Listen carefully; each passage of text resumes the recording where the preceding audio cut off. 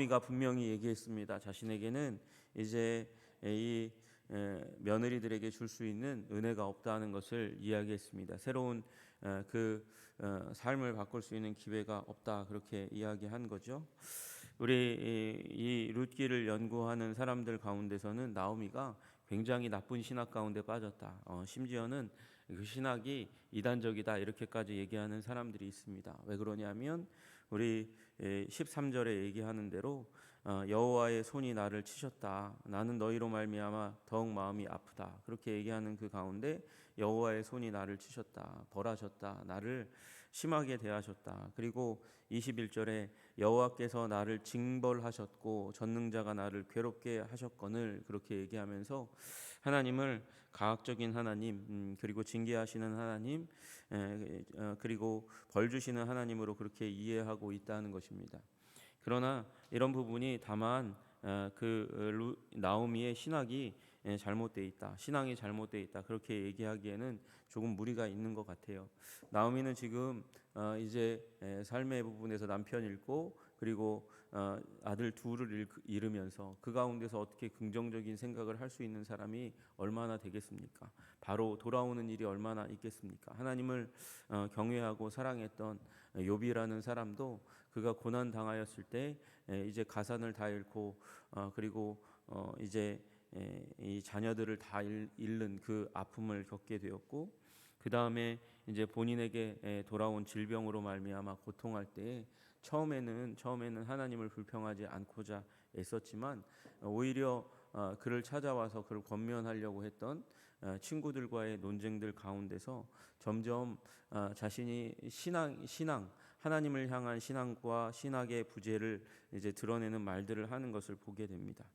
그처럼 우리는 부정적인 상황, 어려운 상황, 힘든 상황, 고난의 상황 가운데서 긍정적인 생각, 긍정적인 신앙을 가지기란 결코 쉬운 문제가 아닙니다. 그럼에도 불구하고 나오미는 굉장히 좋은 신앙인임에 틀림이 없습니다.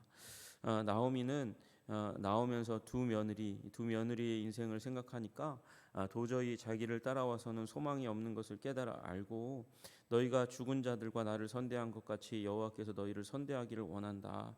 그래서 각기 이제 돌아가서 남편의 집에서 위로받고 새로운 인생 살았으면 좋겠다, 그렇게 얘기하는 어떻게 보면 며느리를 놓아주는 그런 모습을 보이게 됩니다. 그런데 여러분, 그렇게 놓아주려 할 때 나오미가 가지고 있는 마음은 무엇입니까? 자신을 돌보지 않는 거예요. 며느리 둘 돌려보내면 이제 나이 많아 늙어가지고 베들레헴에 돌아가서 그곳에서 그 친족이 있고, 그리고 친구들이 있다 한들 그들이 나오미의 인생을 다 책임져 주겠습니까? 이제 홀로 남아서 늙어서 돌아오니 나오미가 도대체 그 땅에 가서 돕는 사람 하나 없이 살면 어떤 도움과 어떤 소망을 발견할 수 있겠습니까? 그럼에도 불구하고 나오미는 자신의 삶 가운데 유일한 이제 자신의 삶을 봉양하고 도와줄 수 있는 며느리 둘을 돌려보내려고 하는 모습을 보여요. 자신의 행복을 위해서 붙잡으려 하지 않고 그들의 행복을 위해서 놓아주려고 하는 그런 모습을 보이고 있습니다. 좋은 신앙인임에 틀림이 없습니다. 나오미가 그렇게 그 가운데서 며느리를 놓아주려고 하였을 때 오르바는 시어머니에게 입맞추고 여전히 시어머니를 사랑하는 모습을 보여줍니다. 그리고 돌아갔습니다. 그런데 룻은 붙쫓았어요. 시어머니를 붙잡고 계속해서 따라가기를 간절히 원했습니다. 그리고 따라오고 있는 거예요. 따라오고 있는 것입니다. 나오미가 다시금 얘기합니다. 다시금 또 얘기합니다. 또 이르되 보라, 내 동서는 그의 백성과 그의 신들에게로 돌아가나니 너도 너의 동서를 따라 돌아가라, 그렇게 얘기해요.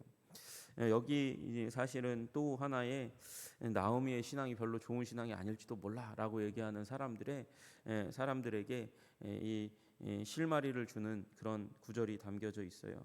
그의 백성까지는 괜찮은데 그의 신들에게로 돌아가라. 아니 그 신이 얼마나 나쁜 신인지 알지 않습니까?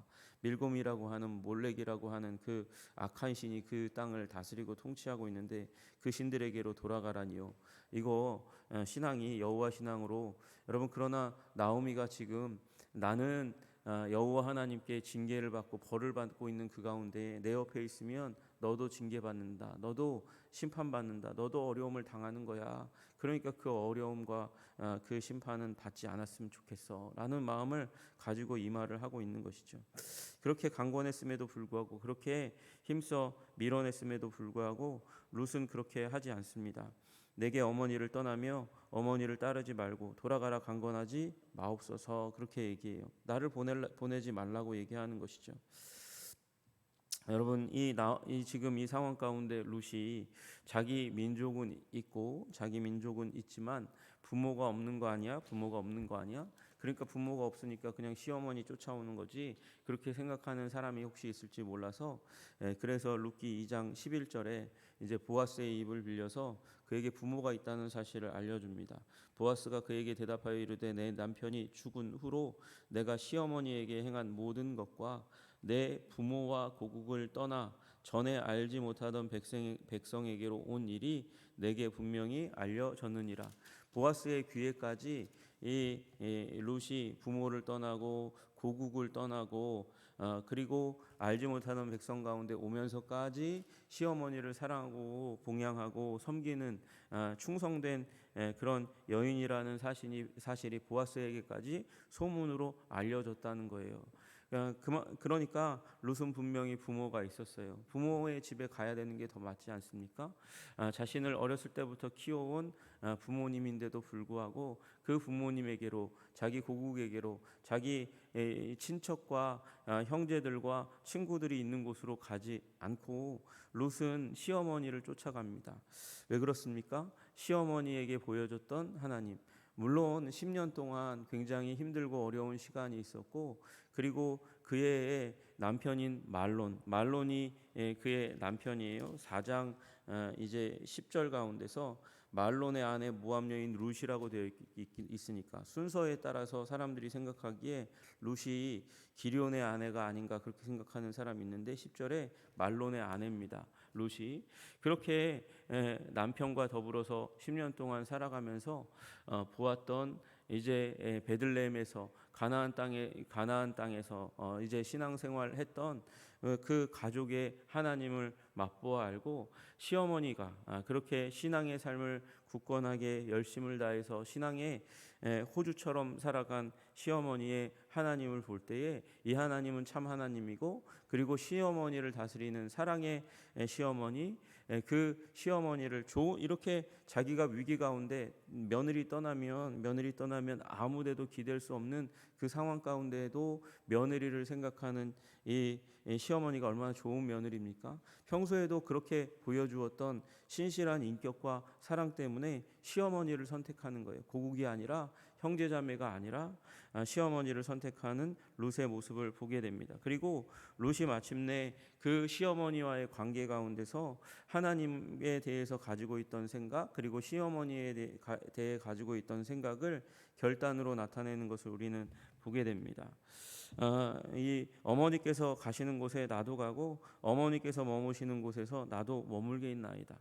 시어머니와 함께하는 삶을 살겠습니다. 그렇게 이야기하고 결단하는 것이죠.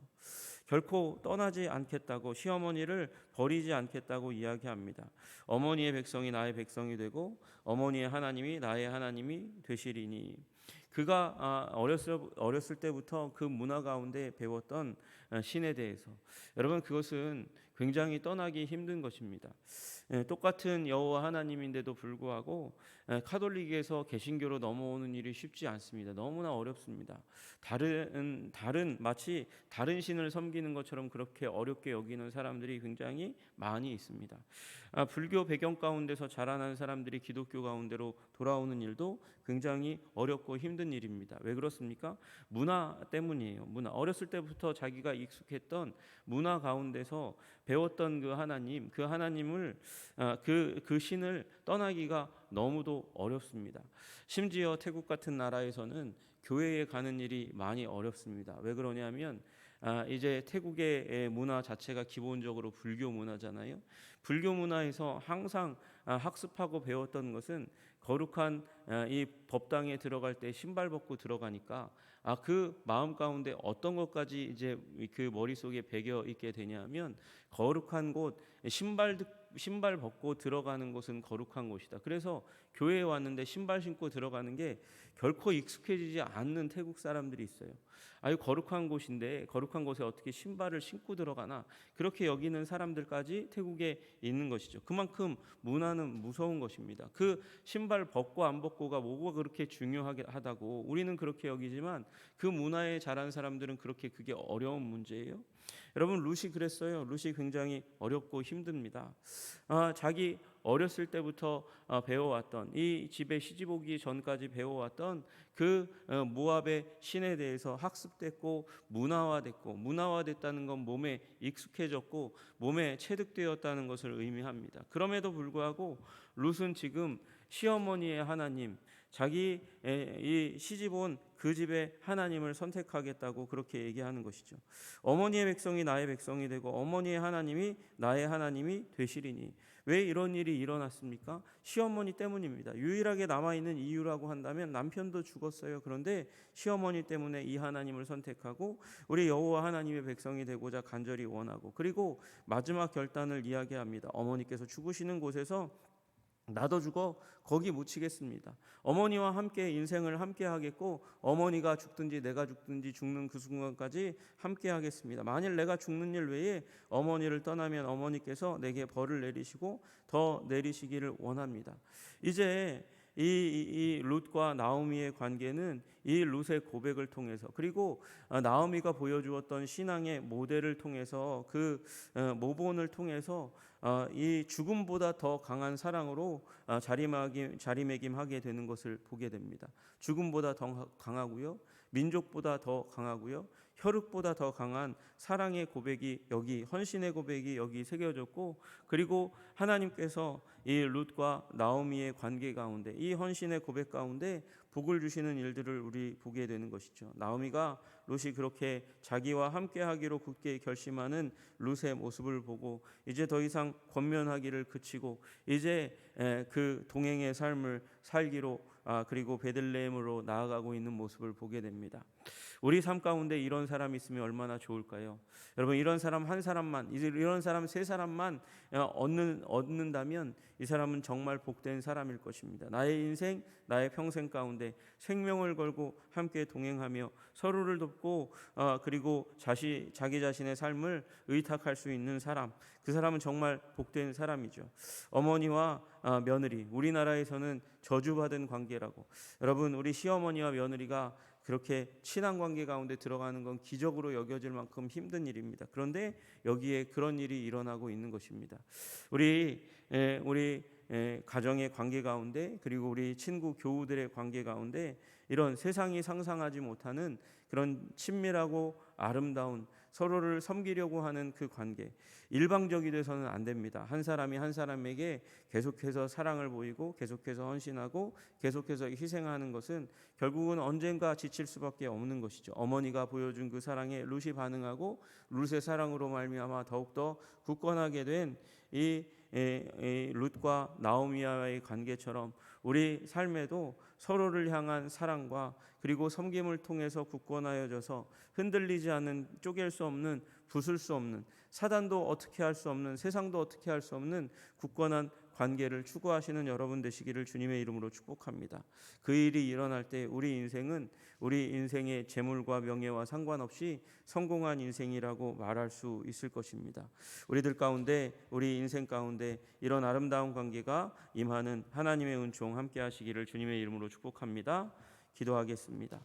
하나님 아버지, 그렇습니다. 나오미와 룻, 그리고 다윗과 요나단처럼 그렇게 아름다운 관계가, 아버지 충성의 관계가 우리 인생을 정말 아름답게 하고 힘있게 합니다.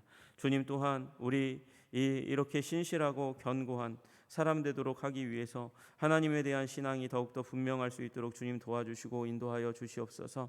하나님, 제자들이 예수님 부활하신 다음에 이 부활하신 예수님 바라보며 가졌던 그 신앙의 고백, 흔들리지 않는 고백, 생명을 쏟아붓는 사랑을 보여주신 예수님 앞에 또한 생명을 다해 아버지 충성하며 보여주었던 그 그 삶의 충성이 또한 우리들에게 있을 수 있도록 주님 도와주시옵소서.